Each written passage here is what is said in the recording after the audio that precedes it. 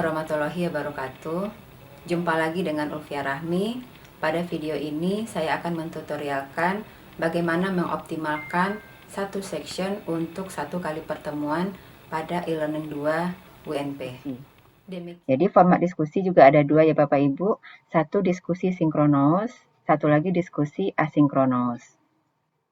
Diskusi asinkronos bisa kita gunakan forum. Forum ya Bapak Ibu, forum diskusi artinya mereka mengikuti aktivitas diskusi itu dalam jangka waktu yang tidak bersamaan. Sedangkan diskusi sinkronos itu yang seperti biasa kita lakukan di Zoom. Semua orang berada dalam waktu yang sama. Semua orang login di waktu yang sama. Oke, kita buatkan diskusi asinkronos. Caranya klik Add an Activity and Resource. Kemudian pilih forum ya Bapak Ibu. Kemudian klik Add di bagian sebelah kanan.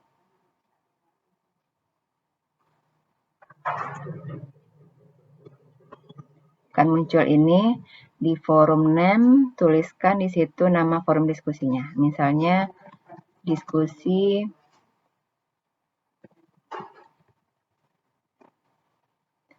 karena kegiatan review artikel sudah mengenai konsep e-learning, bagian diskusi mereka bisa diskusi mode kegiatan e-learning.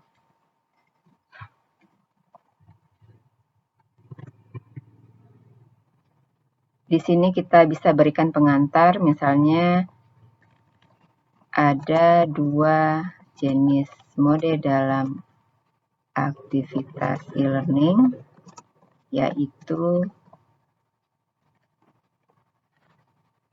sinkronos dan asinkronos. Silahkan diskusikan perbedaan aktivitas tersebut. Silakan diskusikan perbedaan aktivitas tersebut. Silakan diskusikan perbedaan aktivitas tersebut dengan teman-teman lainnya.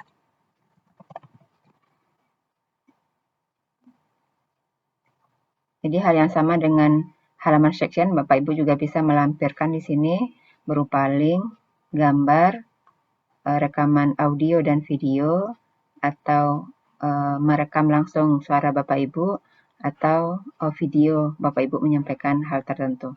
Nanti secara spesifik ini akan kita coba di video lain. Kalau sudah, kotak dialog ini jika Bapak Ibu menginginkan instruksi ini muncul di halaman utama, Bapak Ibu bisa klik centang, tapi saya memilih tidak mengklik karena khawatir nanti sectionnya terlalu panjang. Kita minimize ini, lanjut ke availability. Dari kapan, batas waktu yang mereka miliki untuk mengirimkan. Oke Bapak Ibu, availability ini batas waktu mereka mengikuti diskusi, sampai kapan mereka bisa mengikuti diskusi ini. Diskusi asinkronos, jika pembelajaran pertemuan 1 itu dimulai tanggal 18, berarti deadline-nya bisa 5-7 hari. Jadi ini memang agak lebih fleksibel karena kita mempertimbangkan kondisi mahasiswa juga. Jadi kalau perkuliahan kira-kira tanggal 18 Juli, deadline-nya bisa 5-7 hari kemudian. Ya Bapak Ibu, jika Bapak Ibu menyeting ini sesuai dengan jadwal perkuliahan, misalnya 2 SKS, mulai jam 16.20 sampai jam 18, itu berarti diskusinya adalah sinkronos. Jadi kalau Bapak Ibu menginginkan diskusi sinkronos, forum sebenarnya bukan fitur yang direkomendasikan. Untuk diskusi yang sifatnya sinkronos, gunakan fitur chatting. Sedangkan ini untuk asinkronos memang waktunya lebih fleksibel, bahkan bisa 1 minggu atau sampai pertemuan berikutnya. Jadi ini perlu dicentang untuk mengedit. Kalau jika tidak ada pengaturan, tidak usah dicentang ya Bapak Ibu. Oke, minimize availability. Kembali ke selanjutnya, attachment and word account. Berapa maksimum file yang dilampirkan oleh mahasiswa pada saat mereka mengikuti diskusi. Nah, sesuaikan dengan kebutuhannya Bapak Ibu, misalnya 5 MB. Jika mereka mengirimkan file, kira-kira berapa artikel, kira-kira berapa file yang kita izinkan untuk mereka kirimkan. Jangan terlalu banyak juga ya Bapak Ibu. Apakah di forum diskusi itu kita menginginkan berapa kata yang mereka ketikkan? Jika iya, klik yes. Setelah kita minimize attachment and word account ini Bapak Ibu, kemudian kita lanjut ke pengaturan selanjutnya, subscription and tracking, kita skip ya Bapak Ibu, discussion logging juga skip. Pengaturan selanjutnya yang perlu kita set adalah whole forum grading. Apakah setiap argumen itu akan dinilai? Jika tidak, tidak usah dipilih dan tidak ada pengaturan lainnya. Jika setiap komentar itu atau argumen mahasiswa ingin kita nilai, boleh pakai skala, boleh pakai poin. Pengaturannya sama dengan yang kita lakukan tadi di assignment ya Bapak Ibu. Jika tidak, pilih tidak dan tidak ada pengaturan lainnya. Oke, setelah itu save and return to course. Oke, kita telah menyiapkan ruang diskusi bagi mahasiswa ya Bapak Ibu. Jadi tadi ada di bagian dialog, jika kita klik display, kata-kata instruksi akan muncul di bawah fitur ini Bapak Ibu. Oke, di sini ada review artikel, pengiriman tugas, sudah sesuai dengan instruksi yang di sini. Kemudian supaya tidak ada lompatan kegiatan bagi si mahasiswa, diskusi ini diskusi yang mana, tentu kita tuliskan di bagian redaksi ini ya Bapak Ibu. Kembali kita ke halaman edit, klik edit section. Ini adalah section kita. Misalnya di sini kita tadi sudah melampirkan artikel yang direkomendasikan. Selanjutnya silakan berdiskusi dengan peserta kuliah pada forum diskusi kegiatan e-learning.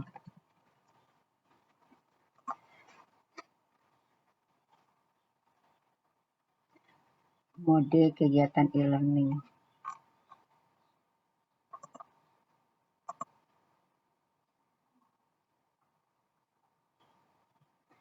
Selanjutnya, silakan berdiskusi dengan peserta kuliah pada forum diskusi mode kegiatan e-learning.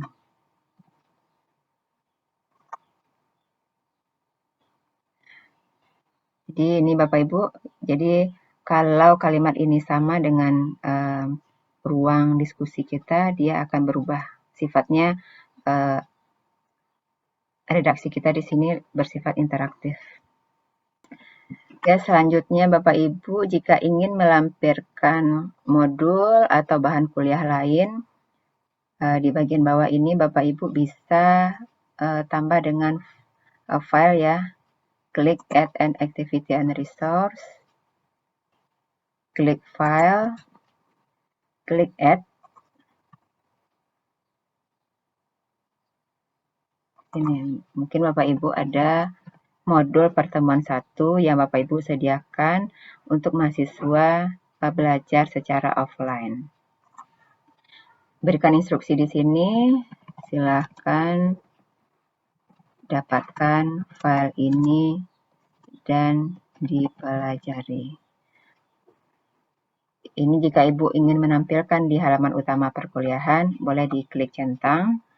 Kemudian tempat kita melampirkan file modulnya di sini Bapak Ibu, yang icon file ini silakan diklik. Kemudian kita diantarkan ke upload a file, browse, cari di mana file itu berada. Saya contohkan saja dengan file ini ya Bapak Ibu.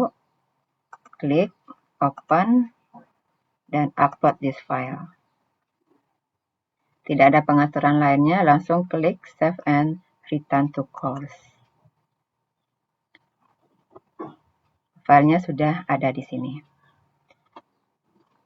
Di sini sudah ada komponen deskripsi topik, tujuan pembelajaran, materi, tugas refleksi. Ini bisa dikatakan penugasan, bisa juga sebagai evaluasi formatif ya Bapak Ibu. Kemudian ada forum diskusi, kemudian ada referensi. Referensi ini adalah referensi yang dilampirkan, dan yang kita linkkan ini adalah referensi yang diintegrasikan ke dalam materi. Oke, yang terakhir Bapak Ibu, kita coba untuk satu kali pertemuan ini ada diskusi sinkronus seperti di Zoom yang sering kita lakukan. Caranya klik End Activity and Resource, klik Big Blue Button. Ini sama halnya dengan fungsi aplikasi video conference ya Bapak Ibu. Mungkin lebih familiar oleh Bapak Ibu Zoom ya. Kemudian klik Add.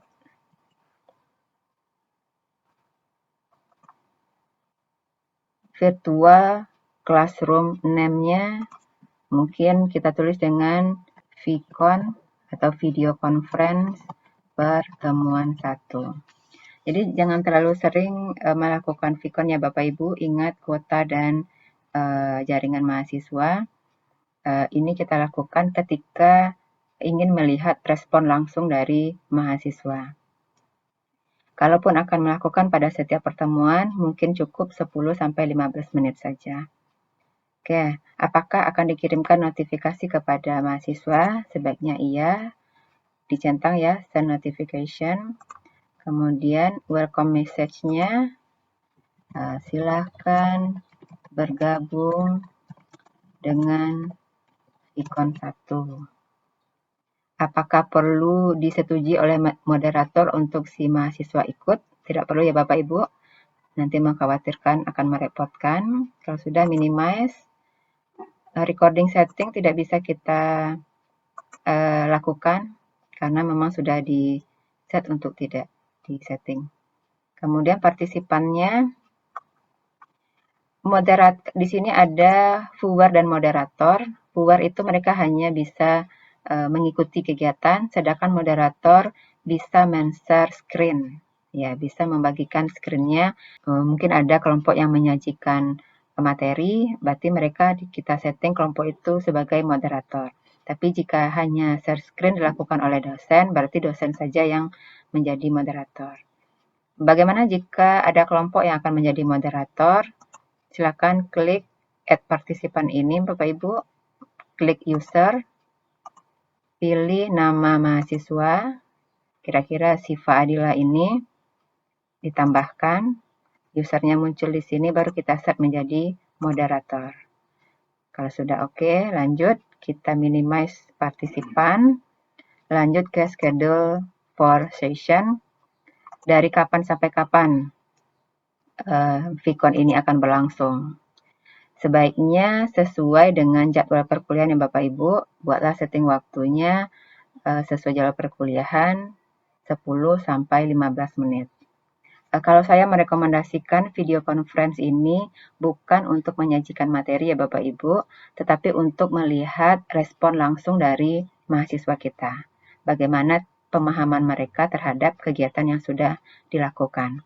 Kalau kita ingin menggunakan video, kita menyajikan langsung materi kepada mahasiswa, sebaiknya menggunakan video recording. Kita rekam video kita, kemudian kita kirimkan filenya, atau kita upload di Google Drive atau di YouTube, kita kirimkan linknya kepada mahasiswa. Jadi dengan video recording, mereka bisa memutar ulang penjelasan materi tersebut. Jadi video conference kita gunakan untuk melihat respon langsung dari mereka. Setting waktunya jangan disetting seminggu ya Bapak Ibu, setting sesuai jadwal perkuliahan, terutama menitnya juga sampai ke, jika 16.38 berarti sampai 20 menit kemudian, kira-kira jam 17. Ya Bapak Ibu, cukup seperti itu. Kalau sudah, klik Save and Return to Course. Sudah kita sediakan vkon pertemuan tertentu ya Bapak Ibu, tetapi kita belum informasikan kepada mahasiswa, vkon ini kita lakukan di awal pertemuan atau di akhir pertemuan. Kita bisa perjelas itu di bagian redaksi ini. Ya. Jadi untuk variasi tertentu, saya menggunakan vkon ini untuk merangkum pembelajaran secara bersama-sama. Jadi setelah mereka mengikuti semua aktivitas yang tadi kita buat, nanti di bagian akhir pertemuan, artinya sebelum pertemuan tatap 2, kita buka vkon untuk mengambil kesimpulan secara bersama-sama dengan mahasiswa. Jika hal itu dilakukan, berarti informasi mengenai vkon kita tulis pada bagian rangkuman. Caranya klik edit section, pergi kita ke bagian rangkuman. Oke, disinilah kita tuliskan rangkuman akan dilakukan pada bagian akhir pertemuan ini, yaitu tanggal, sampaikan tanggalnya Bapak Ibu, jam berapa sampai jam berapa tadi, jam 16.38 sampai jam 17. Ya, jadi di situ sekaligus kita mengkonfirmasi aktivitas yang dilakukan oleh si mahasiswa. Kalau sudah, save change. Oke, demikian Bapak Ibu optimalisasi satu section ini untuk satu kali pertemuan. Mudah-mudahan Bapak Ibu bisa berhasil menciptakan satu kali pertemuan dengan kemampuan tersebut akan berimprovisasi untuk menciptakan konten-konten pertemuan 2 sampai pertemuan 16. Demikian tutorial materi pada hari ini, semoga bermanfaat. Sampai jumpa pada video-video berikutnya. Assalamualaikum warahmatullahi wabarakatuh.